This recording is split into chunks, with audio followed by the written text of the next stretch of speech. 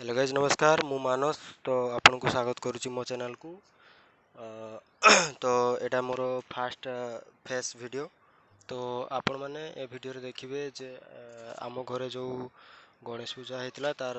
भसाणी रो दृश्य आउ शेष रे किछि स्नैप्स पूजार किछि स्नैप्स दे देछि तो आपण माने देखि परिबे तो शेष पर्यंत देखंतु आउ आम मो चैनल को सब्सक्राइब करंतु सब्सक्राइब एवं वीडियो को लाइक करंतु एवं आपन कोन लागुची केमती लागुची आपन कमेंट करंतु रहउची धन्यवाद बाय तो लेट्स एन्जॉय